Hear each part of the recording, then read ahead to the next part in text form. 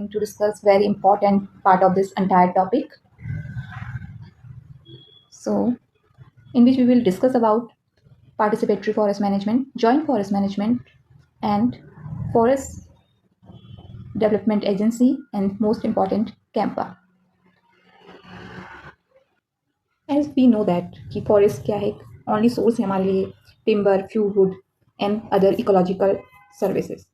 जैसे हम बात करें biodiversity conservation, climate regulation, soil and water conservation, livelihood support to rural communities and to ensure, इसके लिए हमें क्या करना है, to ensure sustainable forest management की हमें ज़रूरत पड़ती है।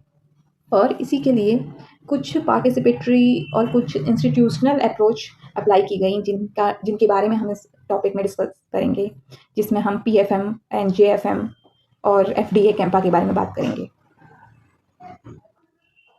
Before understanding JFM, first we need to understand participatory forest management. इसका सीधे सीधे सिंपल मीनिंग होता है फॉरेस्ट मैनेजमेंट में जो लोकल पीपल्स का पार्टिसिपेशन।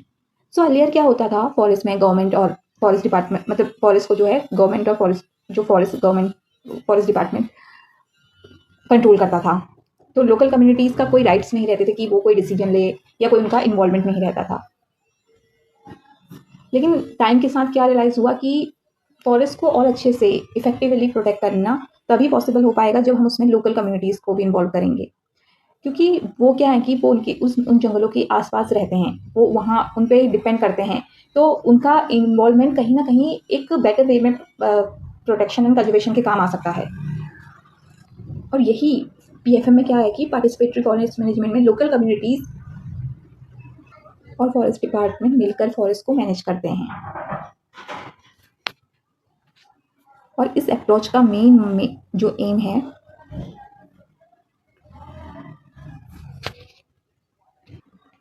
अब इस अप्रोच का मेन एम क्या है? मेन एम इसका यह है कि सस्टेनेबल फॉरेस्ट मैनेज करना, मतलब sustainable forest management, forest conservation और रूरल लाइवलीहुड को सपोर्ट करना, किसके मेन अप्रोच है।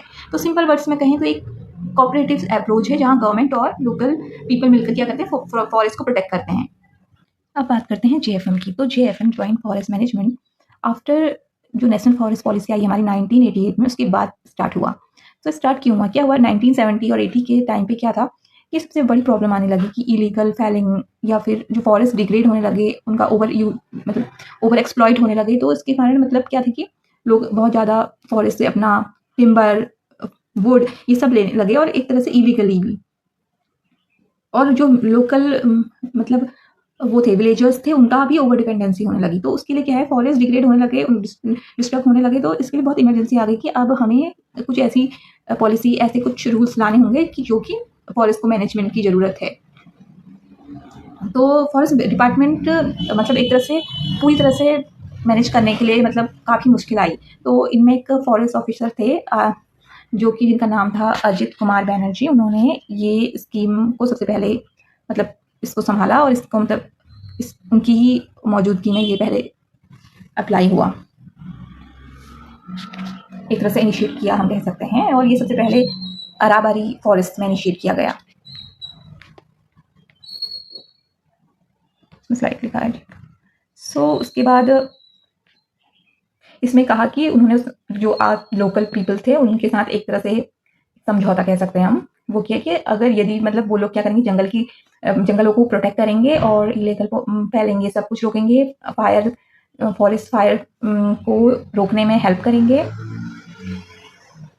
तो बदले में उन्हें क्या दिया जाएगा, जंगल से मिलने वाले जो भी बेनिफिट्स होते हैं उनमें उनका कंट्रीब्यूशन, मतलब उनका भी कंट्रीब्यूशन रहेगा, उनको भी एक तरह से उसका पार्ट उनको भी दिया जाएगा, एक तरह से कहते हैं उनका हिस्सा दिया जाएगा। और ये हमारा जो JFM रूल फॉर्मलाइज हुआ वो 1990 में हुआ, और इसकी सिंपल डेफिनेशन है, फॉरेस्ट डिपार्टमेंट लोकल कम्युनिटीज़ एक तरह से रिस्पॉन्सिबिलिटी को शेयर करते हैं to benefit the forest management. और सिंपल बात में अगर हम बात करें तो गांव वालों ने उनके इस एग्रीमेंट पे एग्री किया। तो JFM हमारा जॉइंट फॉरेस्ट मैनेजमेंट, सीधे सीधे ये पॉइंट याद रखने के हैं कि after 1988 national forest policy in 1991 में ये इनिशिएट किया गया। और कौन से फॉरेस्ट में, अराबैरी फॉरेस्ट में। एंड इनको करने वाले जो फॉरेस्ट ऑफिसर थे उनका नाम था अजीत कुमार बैनर्जी। बैनर्जी।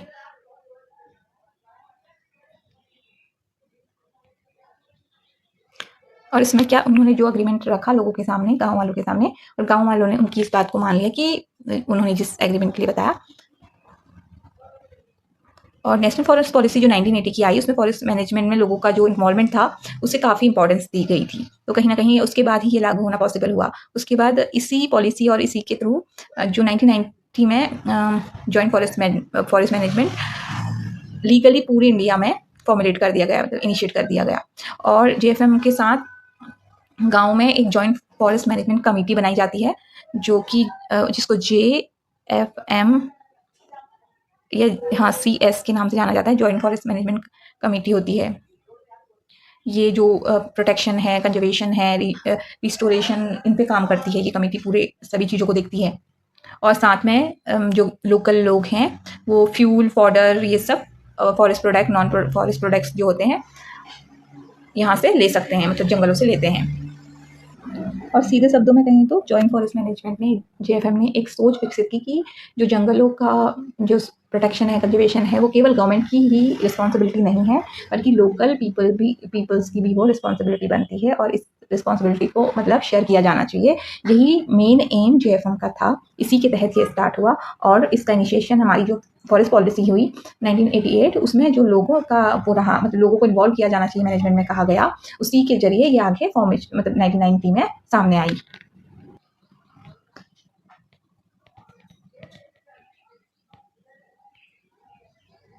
तो हम यहाँ सीधे देख लेते हैं जो जेएफएम का स्ट्रक्चर कैसे काम करता है।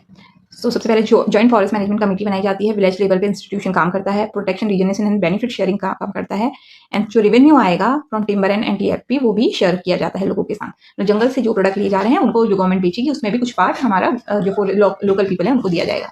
अब इसके बेनिफिट्स क्या है? इससे फॉरेस्ट कवर इंप्रूव होगा, फॉरेस्ट फायर और ग्रेजिंग रिडक्शन होगा, फ्यूल वुड, फॉडर वुड की अवेलेबिलिटी एक तरह से इंक्रीज हो सकती है, एम्प्लॉयमेंट जनरेशन भी होगा, और वुमेन ज़्यादातर जंगल पे महिलाओं का अधिकार होता है, महिलाएं ही ज़्यादा जंगलों पर मतलब जंगलों से निर्भर उत्पाद जो भी कहते हैं हम प्रोडक्ट्स हैं उनको लेके आती है, और ज़्यादा महिलाएं ही जंगलों पे अपनी हिस्सेदारी बहुत लंबे समय से निभाती आई हैं।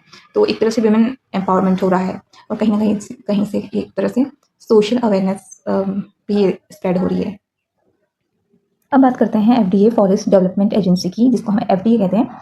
एफडीए का काम क्या होता है? एक तरह से ये एक कहें तो हम इंस्टीट्यूशनल मैकेनिकल कह सकते हैं या मैकेनिज्म कह सकते हैं। इंस्टीट्यूशनल लेवल पे मैकेनिज्म है जो कि फॉरेस्ट सिटीजन लेवल पे काम करता है। सो बेसिकली होता क्या है कि जैसे कि हमारी जॉइंट फॉरेस्ट मैनेजमेंट कमेटी है, वो फॉरेस्ट मेंबर्स मतलब विलेज कम्युनिटी के साथ काम करेगी, और वहीं जो हमारा एफडीए है, फॉरेस्ट डेवलपमेंट एजेंसी, वो हमारे डिवीजन के साथ यानी कि डिविजनल लेवल पे काम करेगी। अल्टीमेटली कहें तो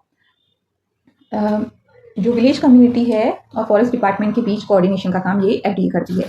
हमारी जो ये है विलेज की कम्युनिटी बनाई है, और जो फॉरेस्ट डिपार्टमेंट के बीच जो कोऑर्डिनेशन बिठाएगी वो एफडीए बिठाएगी। तो मतलब एफॉरेस्टेशन प्रोग्राम इम्प्लीमेंट करना, जो जिनके फंक्शन होते हैं, कोऑर्डिनेट करना, और फंड प्रोवाइड करवाना फॉरेस्ट डिपार्टमेंट के लिए, फॉरेस्ट प्रोडक्टिविटी को इम्प्रूव करना, लाइवलीहुड एक्टिविटीज़ प्रमोट करना, एंड सब क्या होंगी, कहीं ना कहीं ब्रिज का काम कर रही है forest department and local institution के बीच में।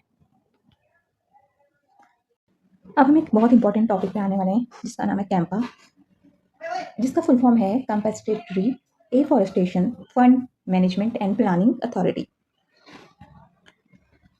सो कैंपा का क्या काम होता है? इसको क्यों क्रिएट किया गया, मतलब इसकी हमें क्यों ज़रूरत होती है? तो सब क्या होता है, जब फॉरेस्ट लैंड क्या हो रही थी, डाइवर्सिफाई हो रही थी, मतलब जब भी फॉरेस्ट क्या है कि एक तरह से फॉरेस्ट लैंड को किसी नॉन फॉरेस्ट पर्पज़ के लिए यूज़ किया जाता है, जैसे रोड कंस्ट्रक्शन कर रहे हैं, या फिर माइनिंग हो रही है, या इंडस्ट्री, या फिर इंफ्रास्ट्रक्चर डेवलपमेंट, ऐसी चीज़ें हो रही हैं। तो उससे जो कुछ भी लॉस होता है, उस लॉस को कंपनसेट करने के लिए प्रोजेक्ट एजेंसी को, गवर्नमेंट को मनी पे करना पड़ता है, और ये जो मनी कलेक्ट होती है उसे कंपनसेटरी एफॉरेस्टेशन फंड कहा जाता है। इस फंड का जो मतलब इस फंड को मैनेज करता है उसे कैंपा, मतलब वो कैंपा का काम होता है। इस फंड को मैनेज करना कैंपा का काम होता है। अब कैंपा का मेन मोटिव होता है कि ये क्या है, ये जो फंड है उसका यूज जैसे कि क्या कहाँ किया जाए, न्यू फॉरेस्ट डेवलप करने के लिए किया जाए, डिग्रेडेड फॉरेस्ट को रिस्टोर करने के लिए किया जाए, एंड वाइल्ड लाइफ प्रोटेक्शन के लिए किया जाए, और फॉरेस्ट इंफ्रास्ट्रक्चर को इम्प्रूव करने के लिए किया जाए। और सीधे-सीधे बात करें तो कैंपा ये इंश्योर करता है कि अगर कहीं फॉरेस्ट लॉस हुआ है तो उसको एफॉरेस्टेशन के थ्रू कॉम्पनसेट किया जा सके। ये मेन काम हमारे कैंपा का इसमें होता है। अब इसके बाद मैं एक इम्पॉर्टेंट टॉपिक को शेयर करने जा रही हूँ जिसका नाम है वन पंचायत फॉरेस्ट, और जिसको कम्युनिटी मैनेज फॉरेस्ट के नाम से भी जाना जाता है। ये इसी तरह काम करता है और एक तरह से कम्युनिटी लेवल का ही एक इंस्टीट्यूशनल वर्क है कि कैसे ये वर्क किया जाता है, जिसमें विलेज कम्युनिटी क्या करती हैं, मिलकर फॉरेस्ट गवर्नमेंट अपने रूल्स बनाती हैं एंड फॉरेस्ट को प्रोटेक्ट कंजर्व करती हैं। तो सिमिलर है, पर इसके जो रूल्स रहते हैं वो अलग रहते हैं। अब जो वो है ये कम्युनिटी फॉरेस्ट मैनेजमेंट है, इसको हर जगह अलग अलग नाम से जानते हैं। जैसे कि उत्तराखंड में वन पंचायत के नाम से जाना जाता है, जिसमें कुछ मेंबर्स किसी चीज़ को प्रोटेक्ट करेंगे, किसी जंगल को प्रोटेक्ट करने के लिए कुछ मेंबर कमेटी बनाई जाएंगी गाँव की, और वो सारे रूल्स रेगुलेशन बनाएंगे कि कितना लेवल हम ग्रेजिंग करवाएं, कितना लेवल हम वहाँ से फ्यूल लें, कभी परमिशन चाहिए, किस तरह से मैनेजमेंट करें, प्लांटेशन करें। तो रूल्स इनकी जो कम्युनिटी फॉरेस्ट मैनेजमेंट में जो कमेटी बनती है वो डिसाइड करती है। तो अब हम इसमें देखने वाले हैं जैसे कि हम डिफरेंस देखने वाले हैं। अभी हमने बात की थी जेएफएम, एफडीए और कैंपा, तो थोड़ा इजी वे में समझ में आ जाएगा सीधे-सीधे, क्योंकि अभी तो हमने नॉर्मल डिस्कस किया है। तो क्या होता है कि जेएफएम एक पार्टिसिपेटरी अप्रोच है जो विलेज लेवल पे काम करता है और कम्युनिटी पार्टिसिपेशन, लोगों के पार्टिसिपेशन से चलता है। सो एंड एफडीए क्या है, एक इंस्टीट्यूशनल मैकेनिज्म है, इंस्टीट्यूशनल लेवल पे काम करता है, जो कि क्या करता है, फॉरेस्ट डिवीजन है, मतलब फॉरेस्ट डिवीजन के लेवल पे काम करता है, और ये कहीं ना कहीं कोऑर्डिनेशन, प्रोग्राम कोऑर्डिनेशन का काम है इसका। और जो कैंपा है हमारा, वो क्या करता है, फंडिंग एजेंसी कह सकते हैं हम, फाइनेंशियल अथॉरिटी है, स्टेट और नेशनल लेवल पे काम करती है और फंड मैनेजमेंट करती है इनके बीच में। तो ये तो थे हमारे बेसिक जेएफएम, एफडीए, कैंपा और पीएफएम हमने बात करा। So these are important topics जो कि हमने कोशिश की है इसको पूरा करने की इसमें। अगर सीधे ओवरऑल इम्पैक्ट की बात करें तो ये प्रमोट करता है सस्टेनेबल फॉरेस्ट मैनेजमेंट को, स्ट्रेंथन करता है कम्युनिटी पार्टिसिपेशन को, फॉरेस्ट प्रोडक्टिविटी इंक्रीज करता है, इम्प्रूव करता है और डिग्रेडेशन को कम करता है।